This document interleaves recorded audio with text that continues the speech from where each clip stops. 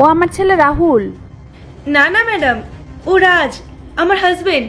আমি ওর ব্যাপারেই তো এতক্ষণ আপনাকে বলছিলাম। ওই রাজ। কোথায় চলে গেছিলে তুমি? তুমি জানো আমি তোমাকে কত খুঁজেছি, আর দেখো আমি তোমাকে এখানেই পেয়ে গেলাম। কি হচ্ছেটা কি? হাত ছাড়ো আমার ছেলের। একেতে আমি তোমাকে বাড়িতে নিয়ে আসলাম, আবার তুমি আমার ছেলের সাথে সম্পর্ক বাঁধাচ্ছ।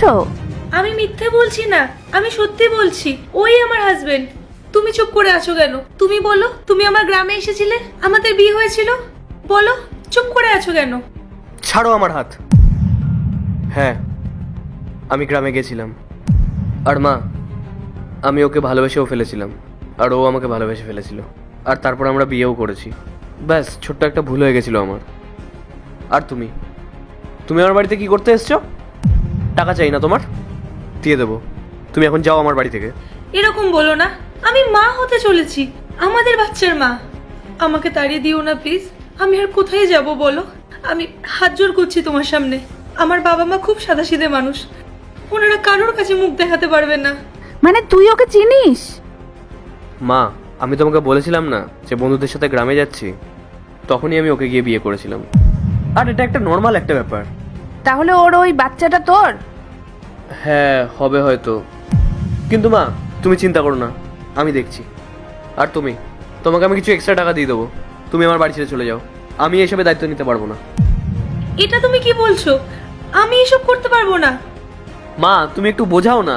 চুপ কর রাহুল, তোর লজ্জা লাগা দরকার। তুই এই বাচ্চার বাবা, আর তুই ওকে প্রত্যাখ্যান করছিস, বাড়ি থেকে বের করে দিচ্ছিস। আরে স্বামী স্ত্রীর সম্পর্ক না অনেক পবিত্র হয়, কত বিশ্বাস করেছিল ও তোকে, আর তুই কি না ওকে ঠগাচ্ছিস। মা হওয়ার অনুভূতি কিরকম হয় তুই জানিস না। একজন স্ত্রী যখন মা হয় না, তখন সে সব সময় চায় যে তার স্বামী তার পাশে থাকুক। সে তার স্বামীর সাথে এই সময়টা কাটাতে চায়, আর তুই কি না এইসব কথাবার্তা বলছিস? আরে নির্লজ্জ, তোকে আমি এই শিক্ষা দিয়েছি? তোকে তো আমার ছেলে বলতেই লজ্জা লাগছে। মা প্লিজ, আমাকে ক্ষমা করে দাও, আমার ভুল হয়ে গেছে। ক্ষমা করে দেব? তুই তো ক্ষমারও অযোগ্য। তোকে না আমি আর উল্টো পাল্টা কথা বলি? তুই এখান থেকে চলে যা। মা, তুমি এভাবে বলো না। আমি বললাম না বেরিয়ে যা এখান থেকে। আর মা, তুমি কোথাও যাবে না, তুমি এই বাড়িতেই থাকবে আমার সাথে, আমার মেয়ে হয়ে। তুই কি দেখছিস? যা এখান থেকে।